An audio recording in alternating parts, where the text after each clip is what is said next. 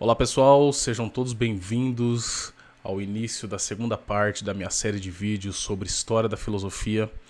Neste episódio nós falaremos a respeito do período pós-Aristóteles, não é? Então, iniciando essa segunda parte com um pequeno retorno ao que nós falamos nos 5 primeiros episódios, onde nós tratamos sobre os jônios, os pré-socráticos, o período com Sócrates, Platão e Aristóteles. Nós conseguimos aí, nesta primeira parte, fazer um bom contraste de todos os filósofos desta época. Nós fizemos um bom contraste, então nós podemos colocar aí em duas partes o que foi dito nesta primeira parte da série, para então iniciarmos essa segunda parte. Essa segunda parte é de suma importância para entender, inclusive, muitas das motivações da filosofia dita moderna. É muito importante mesmo, pois trataremos do período pós-Aristóteles, falaremos sobre o Jardim de Epicuro, tá? Falaremos sobre o estoicismo, que é uma filosofia muito interessante e também muito influente. Parece que não, mas é muito influente, principalmente nos dias atuais, naquelas pessoas que estão tentando fugir da massificação do pós-modernismo. Então essas pessoas, ao fugirem dessa massificação, ao fugirem desse vazio filosófico, intelectual e espiritual, acabam, né, puxando a sardinha do estoicismo de alguma maneira, mas neste episódio eu vou tentar ilustrar isso melhor. Também falaremos, e creio que seja um dos episódios mais importantes, sobre o neoplatonismo e o emanacionismo, né? Nós falaremos aqui, daremos uma introdução ao pensamento panenteísta. Vocês já me viram e ouviram falar muito sobre panteísmo e gnosticismo, mas não sobre panenteísmo, que também é uma corrente muito influente, mas que as pessoas não têm tanto conhecimento assim, por ser uma coisa difícil, muito complexa, e é preciso, na medida dos nossos esforços, aqui simplificar e trazer à luz, pelo menos um pouco do entendimento, para que todos possam aprofundar-se também na medida dos seus esforços e na medida do possível, não é? Então, recapitulando aqui o que nós falamos nesses 5 primeiros episódios, eu inicio falando a respeito da tentativa de diversos filósofos de entender o mundo físico, de entender, portanto, a matéria, de entender as causas da nossa existência e as causas metafísicas e físicas e biológicas, enfim, das ciências particulares do mundo físico. E eu mostro, acredito ter demonstrado para vocês, que muitos desses filósofos, nós falamos aqui sobre Demócrito, sobre Heráclito, sobre Parmênides, não é isso? Falamos também sobre Pitágoras, não é isso? Falamos sobre Protágoras, até chegarmos em Sócrates, Platão e Aristóteles. E esses primeiros filósofos, que são conhecidos como filósofos da natureza, ou filósofos naturalistas, ou até mesmo, para quem já se aprofundou bastante no assunto, para os primeiros mestres gnósticos, não é isto? Todos eles tinham, digamos assim, um certo fundo em comum, apesar das suas disparidades e apesar das suas heterodoxias. Qual é este fundo em comum? Todos eles negavam, né, a nossa percepção sensível, negavam a verdade que há no objeto, a verdade objetiva que há no objeto, como também a possibilidade do sujeito conhecer esta verdade objetiva. Então, muitos deles sistematizaram filosofias, cosmologias, a sua política, a sua forma de enxergar a psicologia, a existência humana, como algo completamente equívoco ao mundo físico. Ou, em outras palavras, do mundo físico nós nada conhecemos, tudo parte de um caos. É isso. E o ser humano, na medida do possível, tenta ordenar esse caos, mas dentro de si, nunca apreendendo a realidade tal como ela é. E, portanto, o que sobra do ser humano apenas ele, o ser humano, como princípio e fim de todas as coisas. o ser humano como causa sui, o ser humano no centro de toda a existência. E isto, naturalmente, que vai, no futuro, influenciar as filosofias humanistas e até mesmo a filosofia moderna.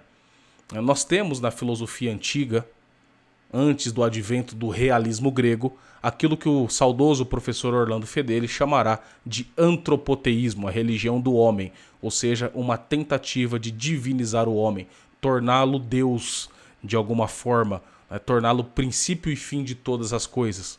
Porque se do mundo real, se do mundo físico objetivo nada conhecemos, nada podemos apreender, o homem torna-se o único racionalizador do cosmos e de toda a existência. Então o homem, a posteriori, definirá aquilo que é verdade e aquilo que não é. E isso, naturalmente, nos trouxe muitos problemas, na nossa convivência desde aquela época até então. Porque desde aquela época, como eu disse, servirá como influência da filosofia moderna e também do que nós temos hoje, dessas aporias, daquilo que eu não exageradamente chamo de morte da inteligência.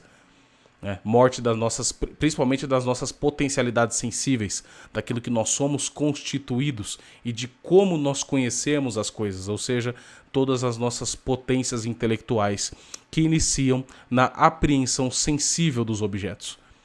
E como tenho falado recentemente no canal, fora dessa série, mas uma coisa liga a outra, essas teorias comportamentais em que esses engenheiros sociais, através dos seus métodos, tentam matar, aniquilar a nossa cognição sensível com o mundo. E aniquilando a nossa cognição sensível, as nossas potencialidades sensíveis, os nossos 5 sentidos externos e os nossos 4 sentidos internos, eles matam, portanto, as pontes que nós fazemos até chegar à nossa razão especulativa, a nossa razão contemplativa, a grosso modo. Então isso naturalmente que é o veneno da modernidade, o veneno da pós-modernidade, e que se não entendermos de uma vez por todas esses problemas, de nada adianta posteriormente você brigar no ramo político, no ramo cultural. Porque nem você mesmo conseguiu entender os processos do problema, o fundamento de todo o problema. Tá certo? Então esse período pós-Aristóteles é de suma importância de se entender. Porque com Sócrates nós descobrimos o sujeito cognoscente. E o Sócrates, através da sua pergunta, o que é? Através da definição, ele forma, como dito na série, na primeira parte da série, ele vai formando sua ética e vai formando realmente a sua apreensão dos universais. Ele vai descobrindo que nós somos capazes de apreender aquilo que é universal, imutável e uno, universal, imutável, uno e objetivo. Ou seja, ele vai descobrindo as potências da verdade, aquilo que as coisas são de fato. E depois vem Platão, que vai também sistematizando a sua teoria das formas eternas, a sua teoria das ideias. E Aristóteles, prosseguindo com todo este trabalho de Sócrates e Platão, vai melhorando, vai corrigindo e vai também adicionando e muito a sua filosofia realista da matéria e da forma substancial. Então, com Aristóteles nós descobrimos, enfim, o mundo substancial e toda a sua potencialidade, seja os discursos potenciais, a poética, a retórica, a dialética e lógica, seja também pelos seus outros conceitos que nos fazem descobrir a verdade, através dos conceitos de matéria e forma, acidente e substância, etc. Tudo que eu também falei naquele episódio sobre Aristóteles. Bom, mas também como explica o professor Orlando Fedeli, o movimento gnóstico, o pensamento gnóstico, ele é como se fosse um rio cárcico, não é? Então, vai retornando na história, vai reaparecendo, eles vão remodelando o pensamento gnóstico, não é isso? E, naturalmente, como todo cristão idealmente deve saber, por conta dos efeitos do pecado original. Não é? Então, sem entender também o pecado original, fica difícil de entender o porquê de que essas filosofias, o porquê que essas filosofias bebem muito da fonte gnóstica. Sem entender o pecado original fica difícil. Mas, indo por partes aqui, nós vamos explicando através da gnosiologia, através das teorias do conhecimento, o porquê que eles acabam voltando, né, a beber dessas fontes gnósticas em suas diferentes matizes, como acabam caindo no panteísmo, no monismo, como expliquei também dos filósofos naturalistas, né, a união materialista, como se a matéria fosse eterna ou o fundamento de todas as coisas, não é? Como nós teremos isto, não é, no estoicismo, no Jardim de Epicuro e no neoplatonismo. Então o período pós-Aristóteles ele é marcado pelo cosmopolitismo e pelo individualismo. O individualismo, né, tendo também muita profusão com os estoicos, e também o cosmopolitismo, também tendo muita profusão com os estoicos. E o individualismo também em suas outras matizes com Epicuro, e sua fuga do mundo e também a absolutização do hedonismo, dos prazeres, trazendo a influência da antiga escola cirenaica, né, com Aristipo, que vai influenciar Epicuro e que vai sistematizar a sua cosmologia, a sua filosofia do hedonismo. Tá certo? E os neoplatônicos vão beber de certa forma de alguma dessas fontes e também do antigo paganismo. Então esse período pós-Aristóteles ele é realmente influenciado por essas diversas correntes, que, como disse, vão influenciar e muito os filósofos ditos modernos. É por isso que eu bato tanto na tecla, de que a filosofia moderna não tem nada de moderna. A filosofia moderna ela é, bem objetivamente falando, pré-moderna. Ela é pagã, ela é sincrética, de muitas maneiras. Diferem nos acidentes, mas nós vemos que há uma essência em comum na filosofia moderna, que é realmente esse antigo paganismo. Por isso eu também repito, e muito no canal, quem me segue faz tempo sabe, que as ciências modernas, o cientificismo de nada tem de moderno, de nada tem de idade da luz, ou uma afronta ao obscurantismo cristão, católico. Não, nada a ver. Nada a ver. São os antigos paganismos sendo requentados e modificados com a junção da tecnologia e do materialismo moderno. Então nada tem a ver com isso que é ensinado, esses chavões e frases de efeito para contrapor e para combater, né, a Santa Igreja. Nada a ver. Então isso tem que ficar claro e tem que ser demonstrado através da história.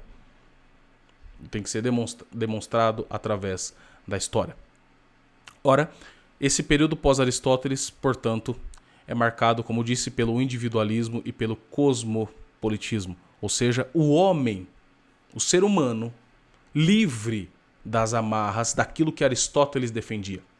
O Aristóteles defende que o homem é um animal racional, portanto, ele é o homem social e o homem político, o zoon politikon.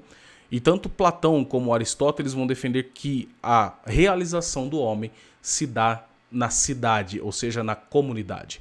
Porque o homem não é, como defendia Demócrito, por exemplo, não é apenas um átomo solto, disperso, sem nenhuma ligação orgânica e substancial com as outras pessoas. O homem é um animal social, um animal político. Então ele tem o seu senso natural de hierarquia. E qual é o primeiro senso natural de hierarquia do homem? A sua família. E onde se dá, né, a sustentação, a realização da sua família? Na comunidade. Isso, e na comunidade nós temos um reino, nós temos um Estado, digamos assim. Mas não um Estado no sentido moderno. Porque o Estado moderno é uma centralização e, portanto, também uma dissolução da família e das comunidades orgânicas e tradicionais. E disso nós tiramos, dessa concepção realista aristotélica, nós tiramos a concepção da sua política, e também da sua ética. Porque o homem, tem como finalidade, segundo Aristóteles, a felicidade. E a felicidade se dá na sabedoria, na contemplação, quando o homem alcança aquilo que ele chama de bios theoreticos. O homem sábio, o homem contemplativo. Aquele que se agarra nos primeiros princípios, naquilo que é universal, imutável e uno. Ou seja, aquilo que se agarra e tem amor à sabedoria, amor à verdade. E, naturalmente, que nos dias atuais, se nós fizermos esse contraste, nós veremos que essas ideias de Aristóteles, né, que tem muito a ver com a nossa própria formação como ser humano, estão praticamente assim mortas a grosso modo. Digamos que estão mortas, que não são mais propugnadas, não são mais defendidas. Isso na academia, na cultura, nas ciências, etc, etc. Não são defendidas essas ideias, ou seja, elas são muitas vezes ridicularizadas, porque tomaram como verdade, não é isso? O antigo paganismo, tomaram como verdade o antigo absolutismo, não é isso? E tomaram como verdade o antigo atomismo. O homem da realidade nada conhece, ele é um sujeito fechado em si mesmo e que tem que descobrir dentro de si o fundamento de todo o cosmos, o fundamento de toda a verdade. E ele tem que entender que, como muitos filósofos antigos defendiam, como falei anteriormente, de que nós vivemos num mundo físico que é uma verdadeira prisão. Porque do mundo físico nada conhecemos, os nossos sentidos nos enganam, não há verdades absolutas, essa é uma inferência impossível, essa é uma inferência autodestrutiva, uma inferência suicida, mas que os antigos filósofos faziam, de que da verdade nada conhecemos, do mundo objetivo nada conhecemos. Então nós vivemos numa verdadeira prisão. O mundo físico nos engana porque a nossa percepção nos engana. Então o que sobra naturalmente é o indivíduo solto, livre de qualquer amarra, livre de qualquer hierarquia. Então é o indivíduo atomista, o indivíduo do mundo que nós veremos no estoicismo. Um indivíduo universal, solto de qualquer amarra, livre de qualquer amarra, né, que precisa realmente racionalizar o mundo. Tê-lo como a sua própria imagem e semelhança e não necessariamente se adequar à realidade. Ter a realidade como norte. Não, é preciso fugir da realidade, é preciso virar as costas da realidade. E isso de diversas formas. Você tem muitas vezes dois campos diferentes. Ou numa simbologia gnóstica, a via da mão esquerda e a via da mão direita. A via da mão direita, uma via mais soft, mais subjetivista, mais individualista, como que o sujeito que acaba se tornando praticamente um eremita, aquele que apenas faz especulações fora da realidade e tenta encontrar todo o fundamento dentro de si e longe das amarras do cosmos, da influência da sociedade, da influência da natureza. Ou a via da mão esquerda, que é uma via revolucionária, uma via hedonista, uma via destrutiva, que vai naturalmente seguir o caminho epicurista. Não é à toa que, por exemplo, os próprios marxistas, os próprios socialistas, têm o Epicuro como uma espécie de guru. Marx foi um grande estudioso de Epicuro, assim como Ludwig Feuerbach, entre outros marxistas, foram estudiosos de Epicuro. Isso não é à toa. Então, quer dizer, tem Epicuro e também na influência que Epicuro terá nos existencialistas modernos, o fundamento de uma revolução mais abrupta, de uma revolução mais escancarada, de uma revolução mais violenta para acelerar o processo da libertação do mundo físico, que é uma verdadeira prisão, um verdadeiro auto-engano. Então tem um fundamento, sim, nessas antigas filosofias que devem ser conhecidas e devem ser estudadas e devem realmente fazer parte da nossa forma-mente, do nosso horizonte de consciência para entender o que nós vivemos hoje em 2022. Tá certo? Então o período pós-Aristóteles ele é formado por isso. Né? Ele é formado, né, por um ecletismo. O que seria esse ecletismo? Seria uma junção de filosofia, né? Essa filosofia malfadada da natureza, essa filosofia atomista com uma mística muito forte, um aspecto místico muito forte, do epicurismo, do estoicismo, do neoplatonismo, né? Uma mística. Então eles recorrem a um certo espiritualismo pagão, que advém de um certo sincretismo, para formar esse cosmopolitismo, esse mundo né? Esse homem unificado ao mundo e o mundo unificado ao homem.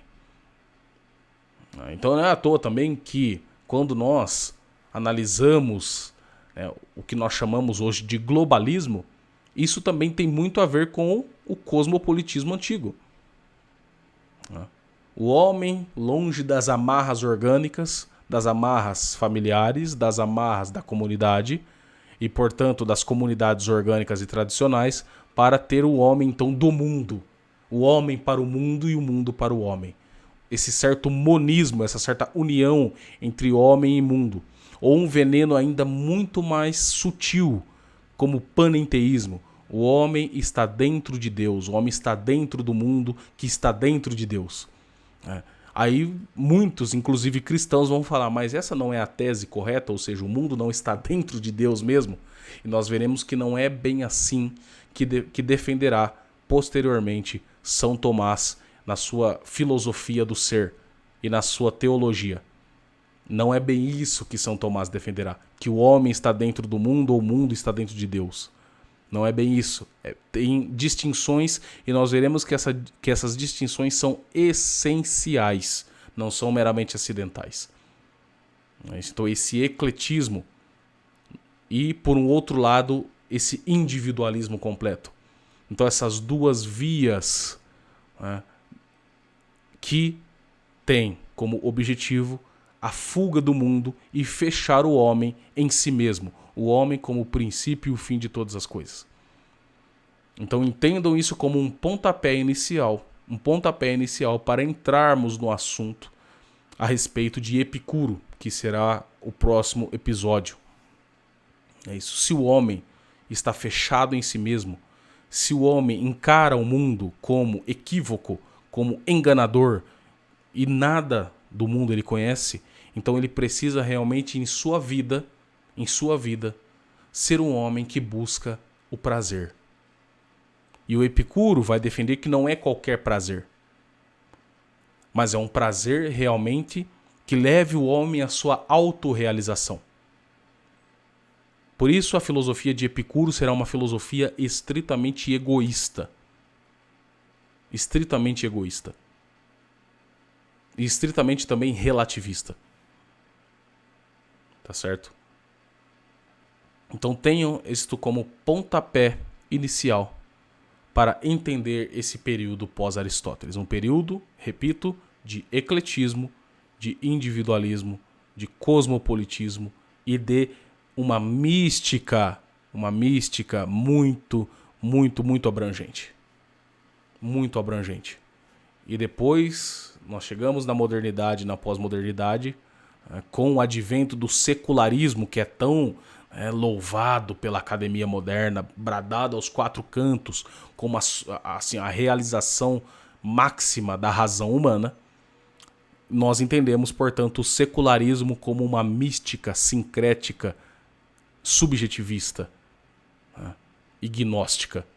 Ou seja, de secular nada tem o secularismo. O secularismo são diversas maneiras de reviver, de requentar o antigo paganismo grego, o antigo politeísmo grego, onde esses diversos deuses do politeísmo grego estão diluídos nas instituições modernas. Por isso que a democracia liberal, tal como defendida no Ocidente moderno, ela é realmente a materialização desse politeísmo. Os deuses diluídos nas instituições sacras da democracia liberal. Mas as pessoas não conhecem essa mística, não conhecem esse pensamento voltado à mística. Elas têm apenas uma concepção burocrática, impessoal, centralizada da democracia, mas não o seu fundamento especulativo e espiritual mais profundo, aquilo que realmente liga elas a um sentimento profundo com a democracia. Não é à toa que quando nós criticamos a democracia liberal, falando que é um engano, que é um engodo, as pessoas nos ofendem, dizem que somos ora fascistas, ora reacionários, porque elas têm uma ligação sentimental com a democracia. Ora, de onde vem essa ligação sentimental? Se fosse apenas uma questão de amar, de gostar da burocracia, as pessoas não teriam esse apego. As pessoas têm um apego muito maior àquilo que é mito, aquilo que se tem como um mito fundador, como um mito e uma mística muito forte, uma ligação de alma com a coisa. Pode ser um completo engano, mas se não tiver uma ligação ética, uma ligação especulativa, uma ligação transcendente com aquilo, as pessoas muitas vezes vão deixar aquilo de lado porque não tem realmente uma identificação com aquele objeto. Mas como a democracia e como a modernidade traz consigo místicas e mais místicas, as pessoas vão se ligando com isso. Elas vão se identificando com isso. E elas vão defendendo e vão amando isso. Muitas pessoas, de fato, não conseguem sequer conceber um mundo sem a democracia liberal, sem as instituições democráticas e sem esse apego que elas têm às novas formas de espiritualidade, que de novas não tem nada. De novas não tem nada. Vejam como as pessoas, por exemplo, um exemplo muito claro, se apegaram de uma maneira sentimental, amorosa, uma paixão muito forte com o Estado laico. Se você tecer críticas ferrenhas ao laicismo, você está lascado. Principalmente se você for um acadêmico. Vão chamar você de obscurantista, vão chamar você de maluco, vão chamar você de criminoso, de fascista, etc. Vão chamar você de teocrático, de fundamentalista religioso e por aí vai. Mesmo que você tenha críticas fundamentadas na razão, na especulação, na filosofia, na história, de que o Estado laico é um grande engodo. Mesmo que você tenha argumentos sólidos para isso, ainda assim vão te taxar e vão te enquadrar. Mas de onde vem isso? De onde vem? Qual é o fundamento de tudo isso? Por que hoje nós falamos contra as instituições modernas, contra o ativismo judicial, contra as Supremas Cortes, contra isso, contra aquilo, aquilo outro? Por que nós temos esse incômodo daquelas pessoas que já reconheceram? E por que muitas vezes nós falamos, mas como é possível que as pessoas possam defender tamanho engano, tamanha mentira? Porque elas têm um apego místico àquilo, que é o verdadeiro fundamento daquilo que nós combatemos, daquilo que nós criticamos e daquilo que nós já sabemos que é obra do puro maligno. Tá certo? Então, compreender esses primeiros conceitos, esse pontapé inicial do período pós-Aristóteles, vai nos ajudar a entender, né, esses 3 futuros episódios em que muitos filósofos modernos, inclusive pós-modernos, bebem dessas fontes. Epicuro, o estoicismo, o neoplatonismo e o panenteísmo. Tá certo? Se subdividindo, como falei, em 2 vias. Uma via mais abrupta e uma via mais soft. Tá certo, gente? Então, para uma introdução aqui, creio que já ficou claro as intenções dessa segunda parte da série de vídeos. Eu espero que vocês gostem, espero que vocês possam realmente absorver, né, tanto o conteúdo dessa introdução como o conteúdo futuro, tá? E que, no final das contas, possamos entender os nossos reais problemas. Os nossos reais problemas. Tudo bem, gente? Então, peço a vocês que inscrevam-se no canal se não são inscritos, que me sigam nas minhas redes sociais, principalmente o Telegram e o Twitter, e que façam doações para o canal através do QR Code aparecendo na tela ou da chave Pix que está na descrição do vídeo. A sua doação é muito importante para continuar esse trabalho, e agradeço àqueles que estão doando e ajudando o canal.